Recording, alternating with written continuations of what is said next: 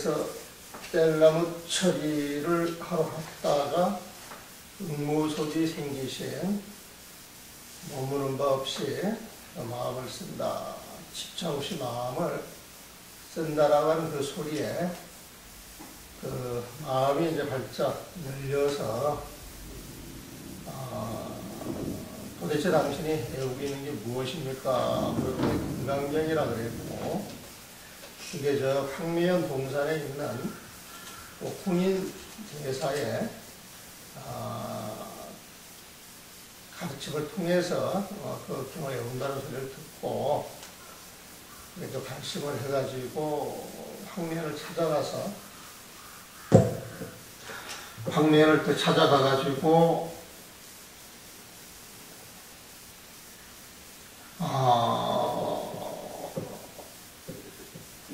이제 디들방안을 이제 지금 찍고 있는 거에 보면은 디들방안을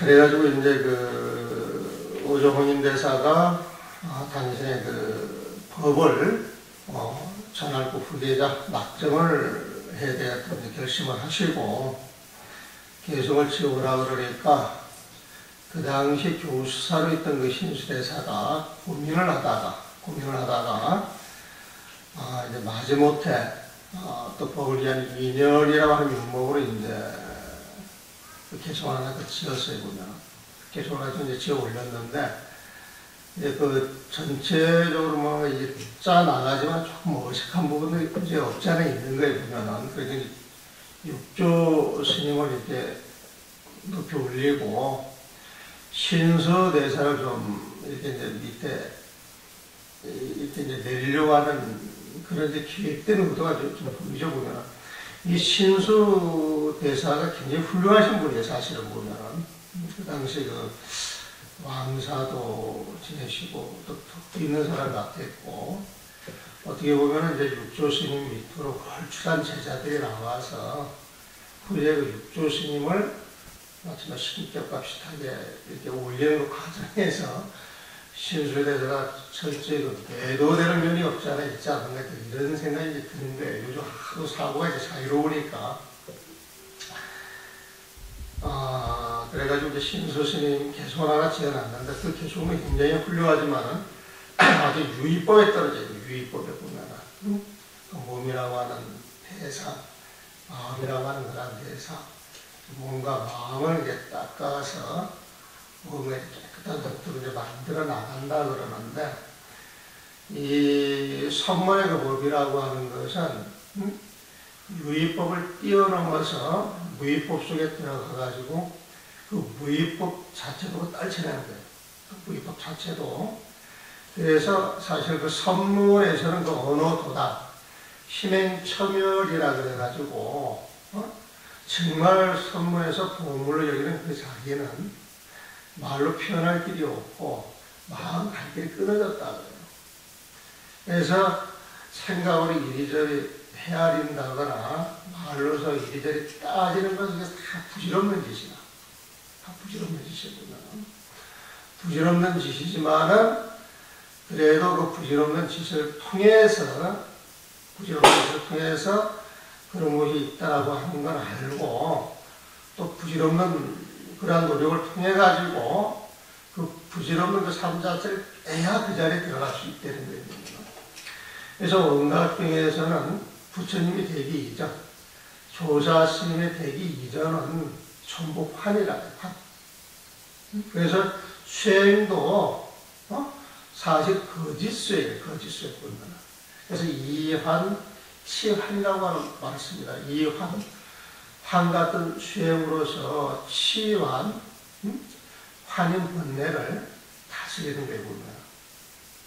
그래서 번뇌가 다 사라지고, 번뇌가 다 사라져서 쓸데없이 이제 수행할 일이 없어지면 이제 공부가 일어나는데, 항상 그 자리를 이야기하는 것이 이제 여기에서 말하는 그 동교본문이에요. 동교본문.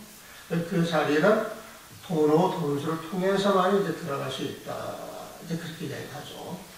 어제 질문은 그 보조 스님 그 개송이 있는 부분에 가서, 보조 스님이 육조 스님 그 개송 부분에 가가지고 그 개송 가지고 이야기를 하면서 어제 질문을 내가 다시 한번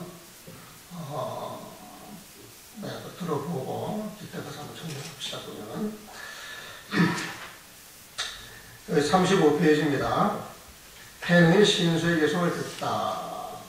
이제 신수 스님이 오조 혼인대사를 만나서 개성을 바쳐야 되는데 차마 그렇게 하지는 못하고 오조 스님 방문 앞에 있는 복도 그 벽에다가 이제 그 무상계 개성을 써놨죠. 무상계 개성이 뒤에 무상계라고 하는 표현 나오는데 무상계 표현은 맞지가 않아요. 개성을 이제 하나 써놨는데 나와가지고 이제 혼인대사가 이 개성을 외우면은 사막도에 떨어지지 않을 것이다. 표현을 그렇게 했어요. 사막도에 떨어지지 않을 것이다. 인간 세상에 태어나서 복을 지었기 때문에 더 좋은 복을 받다. 아마 아니면 천상에 갈 것이다. 이제 이런 의미가 숨어 있는 것이죠. 하지만 깨달음을 얻었다. 깨달음을 얻었다. 그 뜻은 아니었어요. 그 신수에서 불러가지고 네 개성은 아직 도가 있는 문 안으로 들어가지 못했다. 그 문 밖에 와 있는 것이다. 조금 더 노력하라. 개성을 다시 한번 지어봐라. 그 이야기를 했었지만은 내가 깨달음을 얻었다. 이 소리는 하지 않았거든요. 그래서 그렇게 이틀이 흘렀어요. 어린 스님이 방앗간을 지나면서 신수의 개성을 소리 높여 애웠다. 나는 이 개성을 듣고 아직 본디 성품을 보지 못했다는 걸 알았다. 지금 이 내용에 대범사 강당에서 한영 스님이 육조 스님이 지금 본문을 하고 있는 겁니다.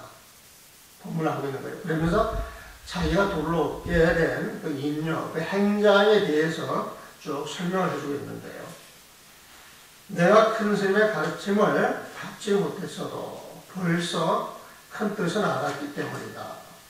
따로 가르침을 받지 않아도 법거량을 통해서 스님의 뜻이 여기에 있구나 알고 있었기 때문에 이 개성에 문제가 있다는 걸 알았어요. 마침내 어린 스님에게 물었다. 애우고 있는 것이 어떤 개성입니까?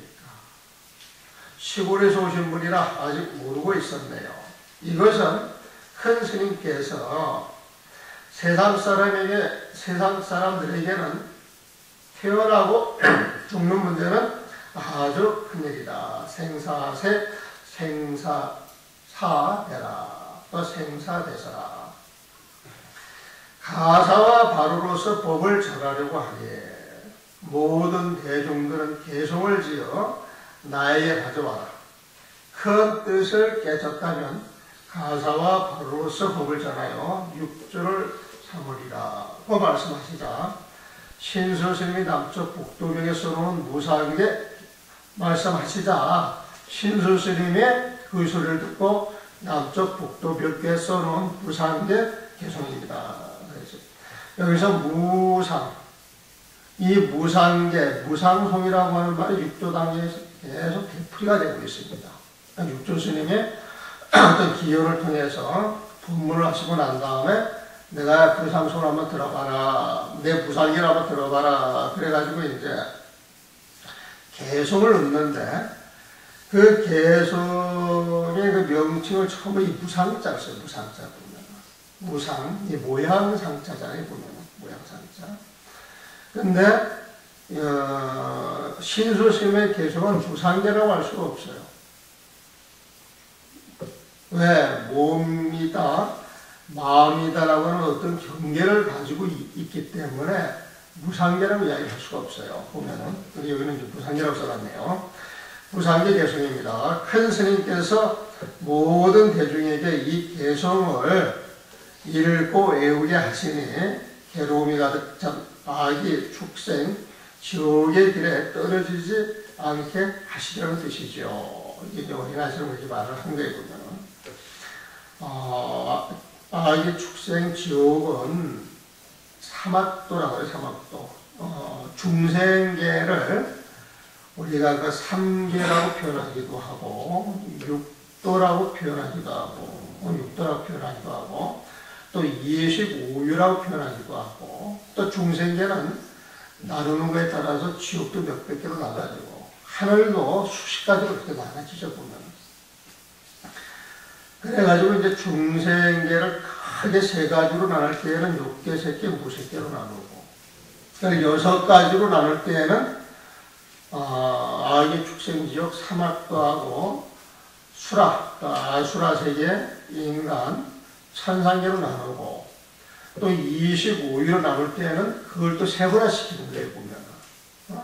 그래서 중생계를 세 덩어리로 볼 것이냐, 여섯 덩어리로 볼 것이냐, 25덩어리로 볼 것이냐. 그 다음에 뭐 하늘도 수십 가지, 지옥도 뭐 수백 가지니까 중생계를 또 더 세분화시킬 수가 있겠죠, 보면. 보통 이제 상계 육도를 많이 이야기합니다. 상계 육도. 육도에서도 악에는 귀신 세계죠, 귀신 세계. 그 귀신들이 종류가 굉장히 많은데 그 많은 종류 가운데 가장 많은 귀신들이 악의 귀신입니다. 악의 귀신. 그래서 많은 귀신들 가운데 그 대표 주자가 이제 악의 귀신이고, 게다가 축생이라고 하는 건 여러분들이 잘 알고, 그 짐승으로 몸을 받는 거예요. 지옥이라고 하는 것은, 지옥이라고 하는 것은 너무 큰 데를 지어가지고, 세세생생 그 옥도를, 그 과거를 받을 때까지 지옥벌을 받는 데가 이제 지옥에 보면은 지옥, 악의, 축생, 수라, 인간, 천상 이렇게 여섯 가지로 나오죠. 이제 해능 스님의 동자 이야기를 듣고 나도 이 개성을 애와 다음 생에 인연을 맺고 다른 사람과 함께 부처님 국토에 태어나고 싶습니다. 동자 스님이요, 내가 이 길을 방아를 8달이나 찍고 있었지만 아직 큰 스님 방 앞에도 가보지 못했습니다. 바라건대 스님이 나를 그 개성이 써져 있는 곳으로 데리고 가 절을 올리게 하소서 그랬어요. 예배를 올리게 하소서, 절을 올리게 하소서. 그러니까 동자스님이 개성 앞으로 나를 데리고 가 절을 올리게 하였다. 나는 말하였다. 내가 그를 알지 못하니 어린 스님께서 읽어주시지요. 그때 옆에 강주 별가가 있었는데 이 별가는 관직명입니다. 자사 옆에서 그 보조 역할을 했었던 지체였다 그러면 별가가 있었는데 성은 장시요, 이름은 일룡이었다. 장일룡이라고 하는 사람이었다. 그 사람이 큰 목소리로 읽어주었다. 나는 다 듣고 나서 말하였다. 제가 지금 개성이 있는데 별가께서 한번 써주시지요. 그러니까 이제 별가가 놀라는 거예요. 이 육조 스님이 오랑캐 할 때는 좀 볼품이 없고 가난하고 좀 천하게 생긴 모습을 띄고 있는 거예요. 이 도시 사람들하고 농촌 사람들하고 이렇게 딱 요즘은 그렇게 티가 잘 안 나는 것 같은데 우리 어렸을 때 보면은 그 친구들이 이제 그 농촌에 산단 말이에요, 보면. 또, 시외 외곽에 살아요, 보면. 근데 도심지에서 보다가 외곽에 나가서 시골 사람들 보면 확실히 표가 나요. 그래서 그 사람들이 서울에 와도 이제 표가 나더라고, 보면. 그래서 이제 촌사람들 그렇게 이야기를 하죠. 근데 또 육조 스님이 거기에다가 최고로 작으셨던 것 같아. 왜 그렇게 이제 측을 하느냐면은, 그 디들 방안을 찌를 때, 그 당신이 이제 그 방아에 이렇게 올라가면 이제 방아에 이렇게 올라가고, 내려오면 이렇게 밟을 때, 그러니까 이제 디들방 올라가가지고 방아를 치게 되면 이제 올라갔다 내려갔다 올라갔다 내려갔다 그러는데 몸에 균형이 맞으면서 힘을 줘야 내려가고, 또 힘을 덜 주고 저거를 떨어지고 그렇게 될 거 아니에요, 보면은. 근데 육조 스님께서 당신 체구가 작으니까 몸무게가 이제 덜 나가는 거라. 그래서 그 몸무게를 더 나가게 해가지고 디들방을 찍고 해서 등에다가 돌을 짊어지시고, 이렇게 이제 큰 걸망이나 요즘 같으면 이제 등산 배낭 같은 데다가 돌 같은 걸 집어넣고 이제 짊어지시고 디들방을 찍으셨다 그러거든요. 근데 그런 분이 와가지고 이제 글도 모르니까 글을 한번 읽어주시죠. 그러더니 또 자기가 이야기를 하더니 이제 글을 써달라 그러는 거예요, 보면은. 제가 지금 예송이 있는데 별가께서 한번 써주시죠. 시골 사람이 개송을 짓다니 참으로 희한하구나. 해능이 이야기하기를 최고의 깨달음을 배우려고 하신다면 처음 도닦을 마음을 낸 사람들을 업신여겨서는 안 됩니다. 부처님의 법을 배우시는 분들이 처음 말씀한 사람들을 업신여겨서는 안 됩니다. 미천한 사람일지라도 훌륭한 지혜가 있을 수 있고 지체 높은 사람도 어리석을 수 있기 때문입니다. 이 맞는 말이죠. 사람들을 업신여기다가 헤아릴 수 없이 많은 죄가 생길 수도 있습니다. 그래서 사람을 업신여기는 것은 아만이 있어서 그런 게 아니라 공부하는 사람이 아만심이 있다면은 벌써 공부하는 마음이 아니다. 공부하는 마음이 아니다. 그러니까 별가가 그대는 개송이라 말하시오. 내가 그대를 위하여 쓰리라. 그대가 법을 얻는다면 먼저 나를 그대가 법을 얻는다면 먼저 나를 제도해 주어야 합니다. 이 말을 잊지 마시오. 해능이 개송으로 말하였다. 깨달음은 잡혀지는 존재가 없고 밝은 마음 이름뿐 실체가 없네. 본래가 한 물건도 있지 않거늘 어느 곳에 일어날 번뇌에 있을까. 그 옆에 원문을 보세요. 본인은 본무수요. 본인은 본무수이고 명령은 역비대네. 본래 무일물 이거는 이것도 토를 고쳐놨네요. 하처 야지내리요. 원래 이걸 번역을 내가 10년 전 그 명추회의 번역할 때 이렇게 번역을 했거든요. 번역을 했는데 그때 이제 우리 사형이 저한테 그 야단을 찾아오냐는 야단. 그 스님이 육전 환경에 토도 달아놓고 번역도 해놨는데, 스님은 어찌된 연고로 세상에서 모든 사람들이 추앙하고 존경하는 그 큰 스님의 토를 안 따라가고 또 그 번역을 제자로서 손을 댈 수가 있느냐고 아주 눈물이 찔끔 나도록 양을 치더라고요. 그래서 제가 이제 그 상임한테 말씀드리기를, 아이 스님, 우리 공무수 명령 역비대 깨쳐서 알아야 된다라고 하는 건 그 상상 분기를 상대로 해서 그 번역을 하시고 법문하시는 내용들 아닙니까? 제가 어떻게 감히 그 자리를 넘볼 수 있습니까? 저는 그래가지고 도저히 이해가 안 돼서 어떻게 하면은 이걸 바로 이해하고 소화할 수 있을까? 내 나름대로 고민하다가 정진하면서 또 어려움을 보면서 고민을 하다가 이렇게 하니까 내 나름대로 조금 이해는 되더라 싶어서 다른 사람들하고 이야기를 해보니까 또 이해가 된다 그래서 나처럼 하근기, 중근기를 위해서 이렇게 번역해놓은 글입니다. 어떻게 상상근기를 위한 그 번역하고 하근기, 중근기를 위해서 번역한 그들을 같이 갖다가 견줄 수가 있습니까? 그건 애당초 출발부터 질문부터 잘못된 질문이 아니겠습니까? 근데 아무 말씀도 안 하시더라고요. 원래 이 보리라고 하는 거죠. 그래서 원래 이 보리 본무수 명령 역비대라고 하는 건 기존에 그 육조 당경 나온 책들은 전부 번역이 보리는 나무가 없고, 명령은 대가리래. 이게 거의 100%다 번역이 보면은. 근데 이 보리라고 하는 건 깨달음을 이야기해, 깨달음. 보리라고 하는 건 깨달음을 이야기해 보면은. 명령이라고 하는 것은 깨달음을 통해서 밝아진 마음을 이야기하는 거예요. 명령이라고 하는 것은. 그래서 보리나 명령이나 같은 말입니다. 같은 말.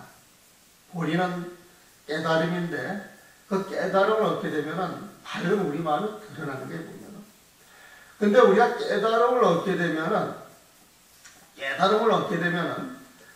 그 깨달음 속에 들어가서 내가 깨달음을 얻었다라고 하는 생각을 내면 안 돼요. 내가 깨달음을 얻었다라고 하는 생각을 내는 그 순간 그 깨달음은 번뇌 망상 속에 들어가 있는 거예요. 그래서 제가 항상 어디 가서 어록이나 경전을 강의할 때 사전에 그 설명하는 게 있어요.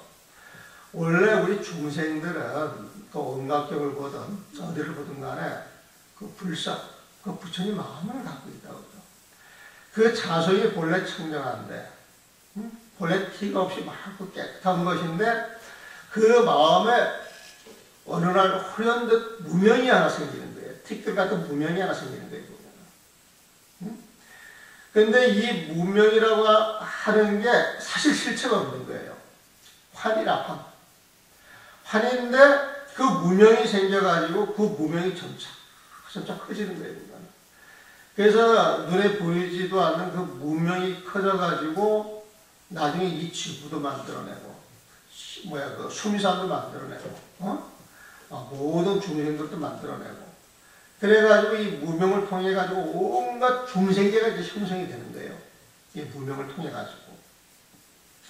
근데 무명이 실제로 사실 존재하지가 않아요.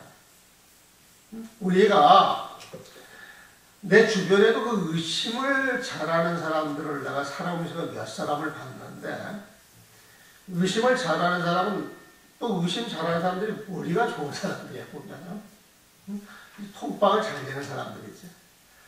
근데 자기 마음하고 맞지가 않아가지고 어떤 의심이 하나 탁 일어나게 되면은 그 의심을 가지고 다른 의심을 또 만들어내요. 다른 의심 자체가 보면. 그 세상 사람들이 그 부부 생활하는 데 있어가지고 의처증 우부증이라고 하는 게 있다고 그래요. 한철을 의심하기 시작하게 되면 온갖 것을 의심으로 연결해가지고 그 마누라를 들들 못 살게끔 되거든요. 결국 못 산다고 그러거든요. 그 우부증도 그렇답니다. 우부증도. 내가 가까이 아는 사람이 그 여자가 그 우부증인데 사람 갖다 그 조사하게 하고 뭔가 생활 속에 자기가 이해 안 되는 부분이 있으면 다른 여자 결부해서 이야기를 하고 그래가지고 이야기를 딱 들어보니까 나는 어쩌고 우부증 딱 이야기를 들어보면 이혼하라고 그러거든요. 그렇게 살 게 아니고 이혼해서 딴 길로 가는 게 좋을 것 같더라고 내가 볼 때요. 근데 의심 하나 일으켜가지고 그 의심이 자꾸 커져서 24시간 의심 덩어리 속에 사람을 봐요. 사람 말도 안 믿고. 무명도 이제 그와 같은 거예요, 보면은. 무명이라고 하는 게 접착 커져가지고 이 중생계를 이제 만들어내는데, 이 무명이 커져가지고 중생계를 만들어내는 그 과정을 설명하는 게 이제 12인연법. 이제 12인연법을 가지고 이제 중생계를 만들어내요. 12인연법의 맨 처음에 이제 무명이죠. 그 무명이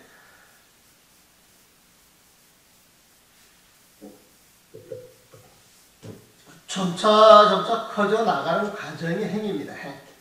행이라고 하는 움직여 가는 거잖아요, 보면은. 근데 이제 그 행에서, 그 유식에서 보게 되면 이제 업식, 전식, 현식이라 그래가지고, 무명업식 그러면은 무명이 탁 생긴 거예요. 근데 무명이 탁 생겨가지고 의심이 이제 커진다 그러죠. 의심이라고 하는 건 사실이 아닌데, 사실인 것처럼 착각을 하는 거죠, 보면. 근데 그 무명이 점차 커져 나가는 과정을 전식이라고 해요. 전이라고 하는 건 불을 젖죠, 보면은. 이게 잘 흘러가는 거예요, 보면. 흘러가가지고 현식이라 그래서 그 무명이 커져서 자기의 모습을 이제 드러내기 시작하는 거예요. 그래서 그 현식을 그 현식에 보면은 근데 이 현식이라고 하는 건 어떤 모습을 딱 드러내면은 그 모습을 딱 보는 자가 딱 생기겠죠. 그것을 보는 게 이제 나예요, 나. 업식, 현식, 업식, 전식, 현식. 그 다음에 그 기술원에서 보게 되면 이제 지식이라 그래가지고, 지의 지자를 쓰지만은 그건 이제 분별하는 식이에요. 그 지식이라고 하는 게 딱 생겨가지고, 그 현식을 봐가지고, 저게 나다라고 이제 생각을 해요. 그게 이제 잠재적인 그 나가 되는 거예요, 보면은. 그 나라고 하는 게 이제 생겨가지고, 또 바깥 경계에 또 끄달리기 시작을 해보면 그러면서 안으로 밖으로 그 나라고 하는 게 활발하게 작용을 하면서 나의 세계를 구축해가지고 나의 그 중생계를 만들어내는 거죠.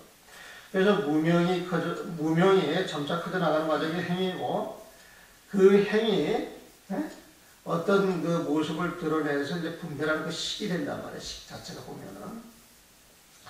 그러면 이 식이라고 하는 게 자기 인연을 찾아가서 이제 중생계에 태어난 거예요. 자기 인연을 찾아가지고. 그러면 이 식이라고 하는 게,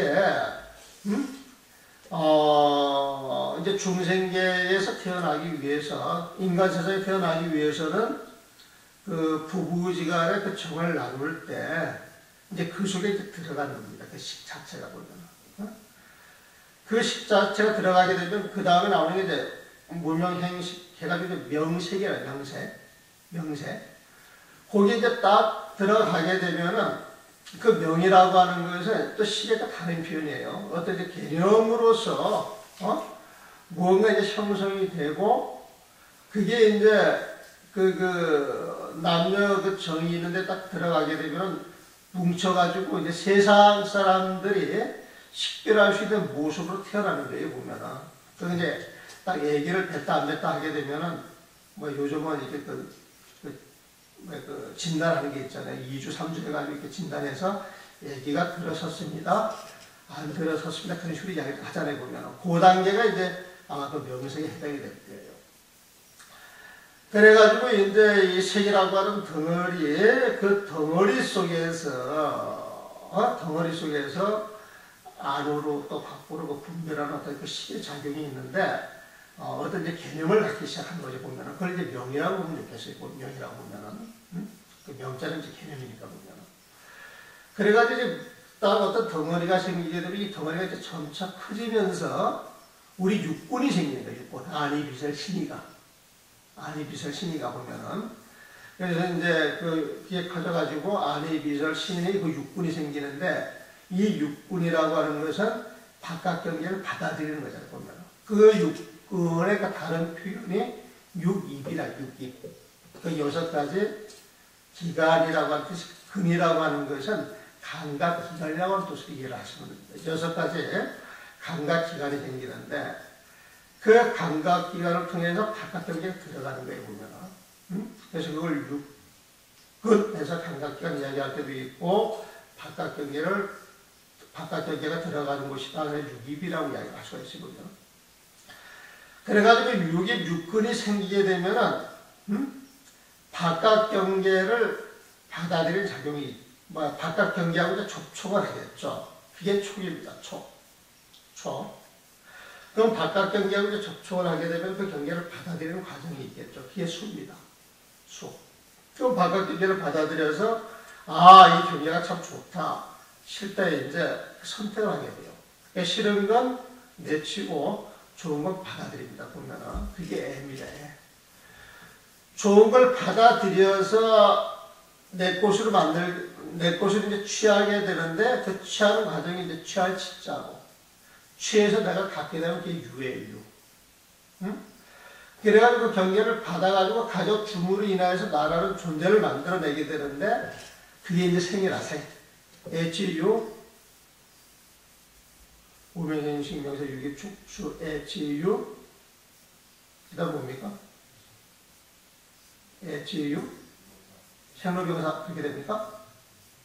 무명행식 명사 유기 촉수 애치유. 애치유 생. 생단은 뭡니까? 생로병사? 네?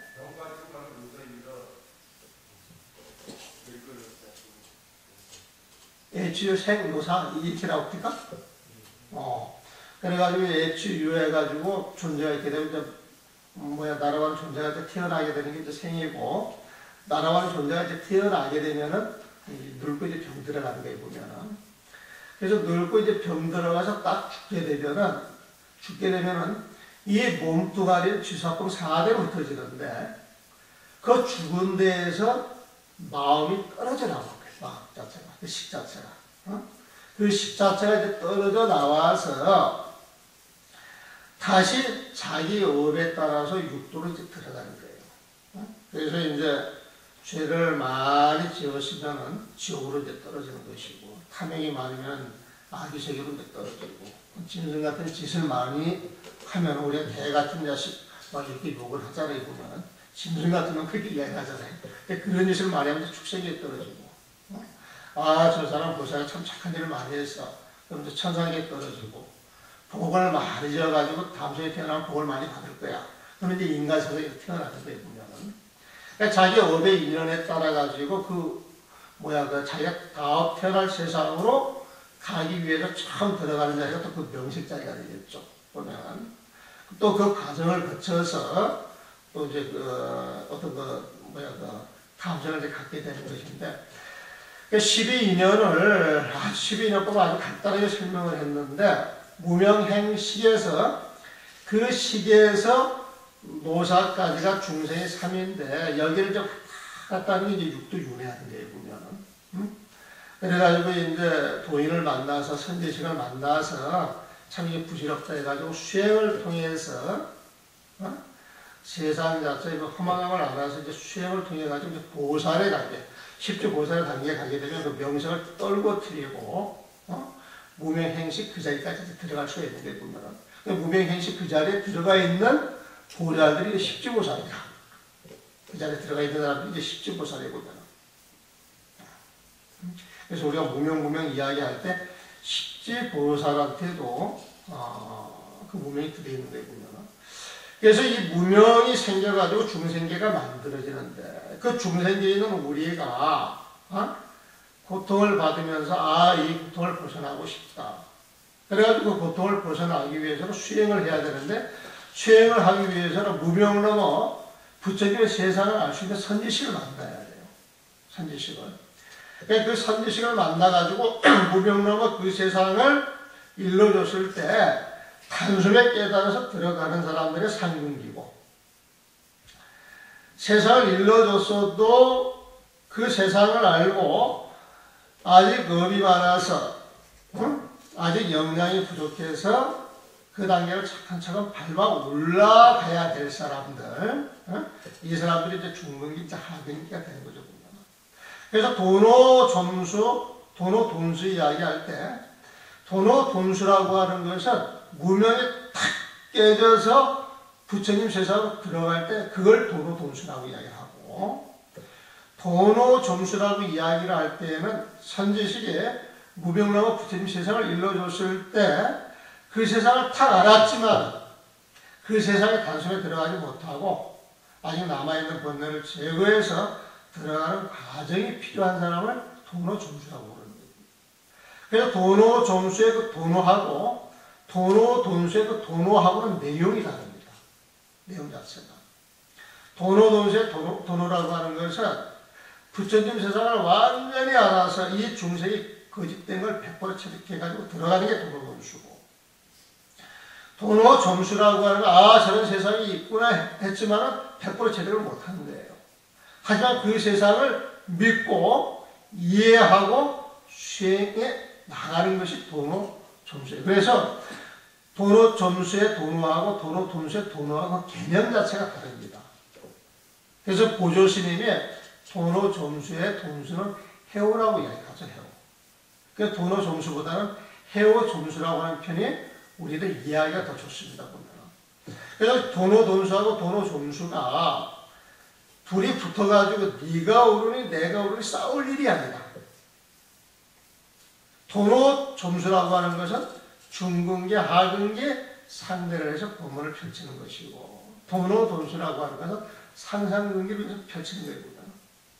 근데 도노-돈수를 강조하는 것은 무명을 깨쳐서 부처님 세상을 얻어야 그것이 진짜 깨달음이 될 거거든요.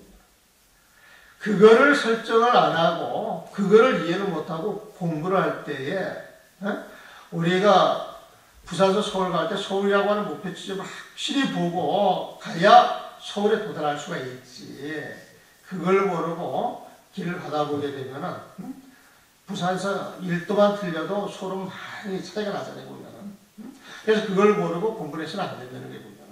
그러니까 도노도수를 강조하는 것은 그런 부처님 세상을 확실히 안다라는 뜻이고, 도노점수라고 하는 것은 그 세상을 알아도 이해가 안 됐지만 분명히 저쪽, 그러한 세상이 있다라고 하는 걸 알고 차근차근 닦아 나가는 거예요. 그래서 우리가 수행을 해 나갈 때 공부가 끝나는 자리는 무명이 깨지는 자리예요. 무명이 깨지는 자리에. 무명이 깨지는 자리에 보면. 그런데 무명을 통해 가지고 80, 70, 60, 80이라고 하는 것은 무명 행식 이 자리가 이제 80이에요 보면은. 그리고 그 식자리가 뭉쳐가지고 어떤 모습을 딱 드러냈을 때 그 식을 가지고 분별하기 시작하는 게 이제 70이에요. 70. 나는 그 잠재의식이라고 이제 그걸 표현을 하고 80을 무의식이라고 이제 표현을 합니다. 그 잠재의식 속에 80을 분별하는 나라고 하는 놈이 있어가지고 그것만 분별하는 게 아니라 또 바깥 경계에 대해서도 인연을 맺어가지고 활발한 활동을 하기 시작을 해요 보면. 그래가지고 이 70이 바깥 경계와 인연을 맺어가지고 이제 분별하는 의식을 드러내는 것이 이제 육식에 이제 해당이 되죠. 육식 자체를 보면. 그래가지고 이 육식, 이 분별하는 의식을 가지고 살아가는 게 중생들인데, 이 중생들 수행을 통해서 부처님 세상에 들어가기 위해서 무명을 답판을 해야 돼요. 근데 이 무명이 홀연히 생겼다고 그랬죠. 그래가지고 그 무명이 커져서 나라고 하는 놈을 만들어내서, 지금 중생계에 있는데, 참 삼이라고 하는 건 좀 문제가 있다. 생로병사에 그런 이제 물음을 통해가지고 수행을 한단 말입니다. 수행을 해가지고 무명이 탁 깨지는 순간, 나라고 하는 건 무명을 통해서 만들어졌기 때문에 무명이 깨지는 순간 나라고 하는 건 사라지는 거예요. 무명이 사라지니까 중생계가 사라지는 거예요. 보면. 중생계가 사라지니까 그 자리가 절대 부처님 세상이거든요. 내가 사라졌다라고 하는 건 부처님 세상과 하나가 됐다고 하는 이야기입니다. 그러니까 무명이 깨져가지고 부처님 세상으로 들어가게 되면 주객이 사라지는 거예요. 오로지 부처님 세상만 남아있는 거예요. 보면. 그래서 주객이 떨어진 자리입니다. 주객이 떨어진 자리입니다. 주객이 떨어진 자리는 십이 분별이 있을 수가 없죠. 나라와는 존재가 없으니까. 그래서 윤회라고 하는 것은 무명 밑에서만 해당이 되는 거예요. 윤회라고 하는 것은. 무명이 깨쳐가지고 부처님 세상으로 들어가게 되면 윤회 자체가 사라져버리는 거죠. 내가 사라지는 거예요. 그래서 무명이 깨진 그 부처님 세상을 무아해지게, 나라는 존재가 없는 거예요. 근데 무명 밑에는 이제 유아해지죠. 나라라는 존재가 있으니까 뭔가 찾고 나라고 하는 건 의도적으로 뭘 하는 게 있어요. 그래서 내가 존재해가지고 이루어지는 법이 유의법이고, 나라고 하는 존재가 사라져서 인위적인 조작 없이 이루어지는 법이 무의법이에요. 무의법. 나라고 하는 존재는 항상 본능을 가지고 살아가면서 모든 법을 만들어내기 때문에 그걸 유루법이라고 또 유루법, 셀루자가 번뇌죠 보면은. 근데 그런 번뇌가 다 사라진 법을 무루법이라고 무루법. 근데 유루법이다, 무루법이다, 유의법이다, 무의법이다, 무하다라고 하는 것은 무명 밑에서 나라가는 존재가 있기 때문에, 나라가는 중생이 있기 때문에 분별이 되는 거죠. 나라가는 중생이 있기 때문에. 근데 무명을 깨쳐가지고 나라고 하는 게 사라져버리면은 부처님 세상과 하나가 되기 때문에, 나 자체가 부처님 세상이기 때문에 저 부처님 세상, 이런 대상조차가 사라져버리는 거죠, 보면, 거기에서. 그래서 사실 부처님 세상 딱 들어가가지고, 부처님이 되는 순간, 오로지 모든 걸 아는 그 암만 존재하는 거예요. 부처님 지혜만 존재하는 것이 모든 걸 싹 사라진단 말이에요. 그래서, 무아와 윤의 문제가 이제 그렇게 풀어지는 거예요. 윤회 그러면 나라고 하는 존재가 돌아가는 것인데, 무아 주장을 하면은 이 교리적으로 대치가 되는 게 아니냐. 누가 그런 질문을 합니다. 그리고 그 사람이 사방군에 가가지고 이제 그런 질문을 많이 했던 모양이에요. 절에서는 무아를 주장하는데, 또 윤회도 주장을 하지 않습니까? 무아하고 윤회하고 모순되는 이론인데 그 뜻을 잘 모르겠습니다. 어떻게 설명해 주십시오. 또 어떻게 설명을 하대요. 근데 그분이 사방으로 그걸 물어봤는데 아주 시험을 하지가 않았던 거예요. 근데 이런 내용을 이렇게 설명을 쭉 해주니까 이해를 합니다. 여러분도 이해가 되는지 모르겠어요.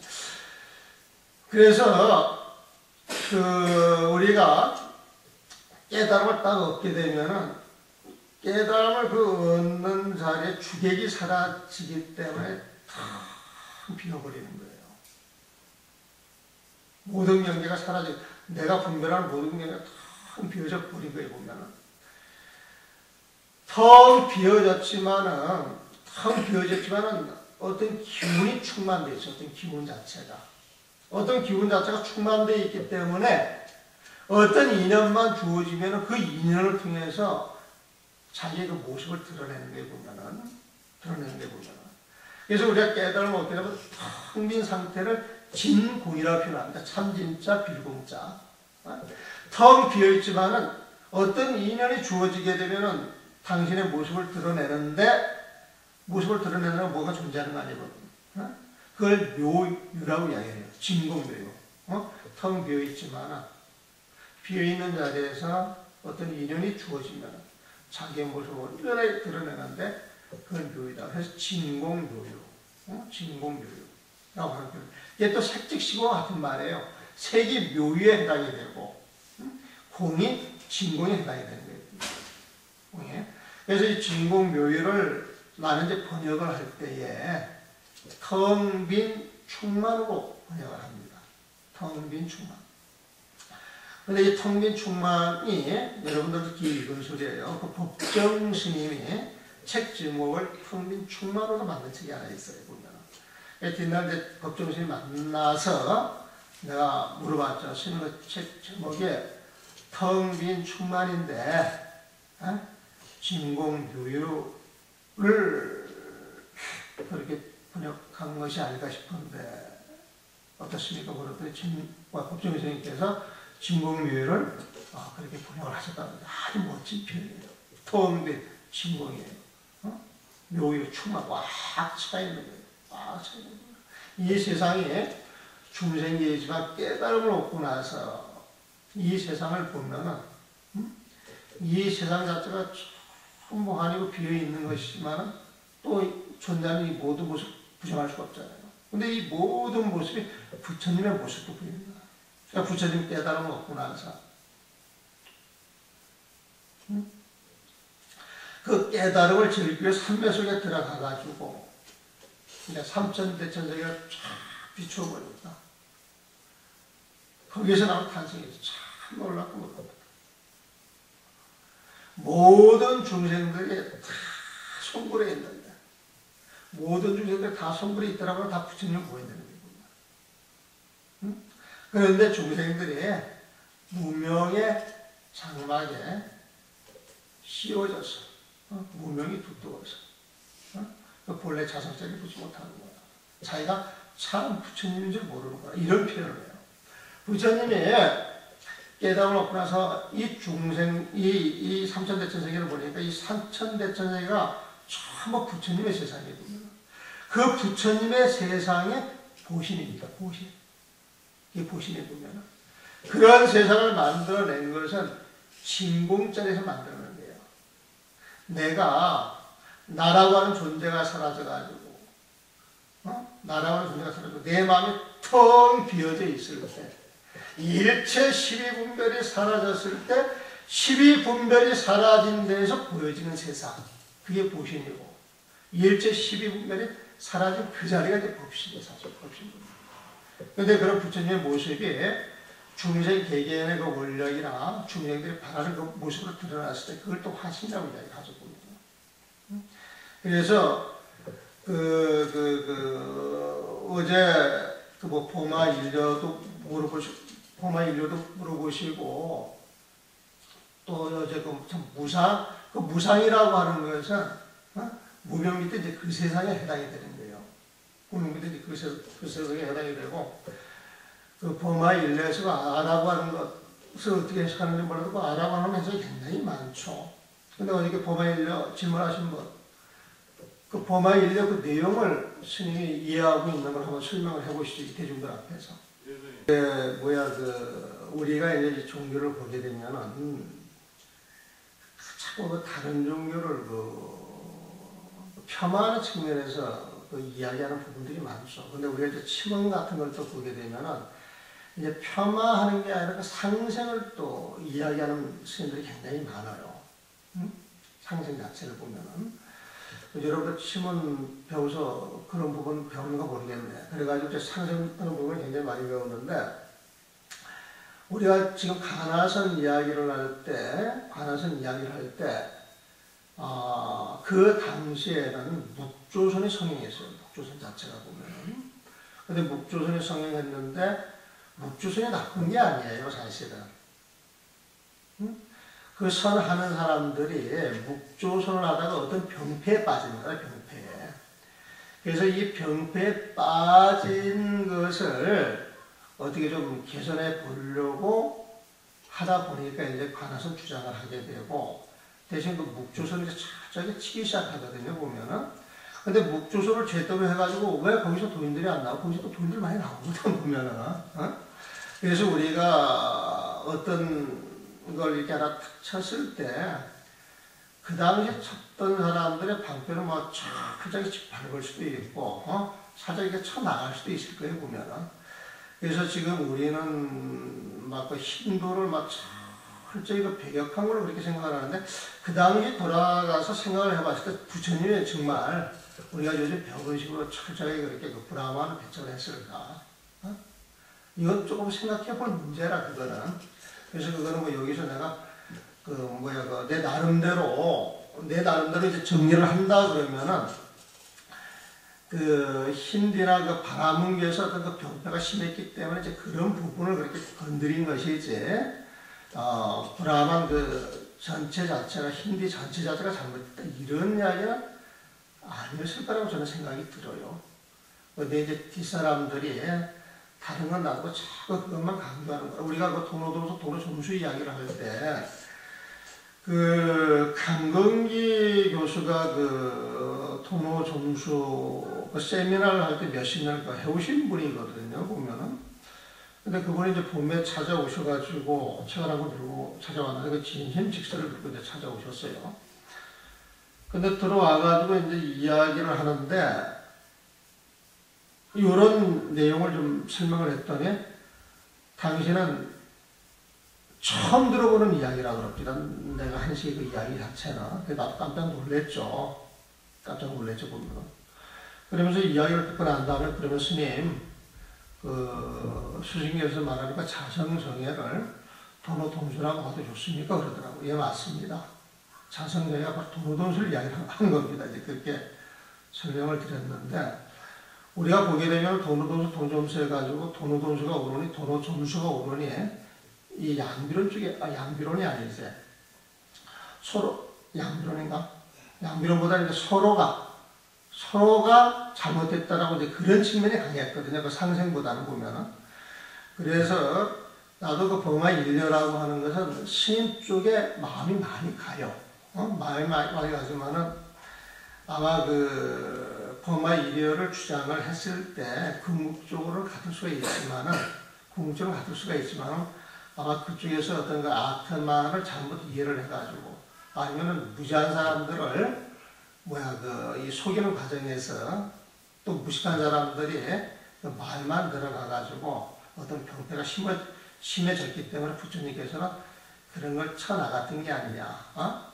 그런 걸 이제 쳐나갔던 그러한 과정에서 어떻게 보면 그냥 바라만 전체를 부정하는 이런 식으로 받아들이지 않았겠는가, 그런 생각이 들어요, 보면. 그리고 사실 그 불교하고 힌두하고 그 내용을 비교해 보기도 거의 90% 같아그래요, 보면.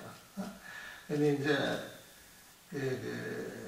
불교의 이제 독특한 점은 이제 무한데 사실 범아 일려 해가지고 거기에서 끝나는 게 아니라 그 범아 일려 자체도 부정을 해버리는 거지.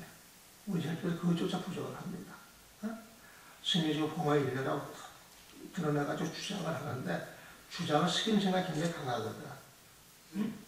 아니, 내 말만 들어. 강하기 때문에 벌써 그런 마음 자체가 갖고 있으면 수행자가 되는 거야. 우리 절집에서는 보면은. 그래서 우리 절집에서 공부할 때는 철저히 아상을 깨는 데 있고, 아상을 깨가지고 어떤 경지에 올라가 있다 할지라도 그 경지조차 또 깨는 데 있고. 그래서 무언가 주장하면은 그것이 잘못이다. 무언가 딱 주장하려 치면은 한 생각 올라오기 때문에 이제 주장자를 맞거나 할 소리를 들어야 되거든. 그래서 이 이야기를 가지고 시비하려면 끝이 없어. 끝이 없어. 그래서 요 정도로 정리하고, 또 다른 질문은 다음 시간에 해 나가면 좀 정리가 되지 않을까 싶어. 다음 질문은 무슨 질문이었어요? 다른 분은? 어제 먼저 질문했던 분? 다 정답이 있어요? 그럼 마무리합시다.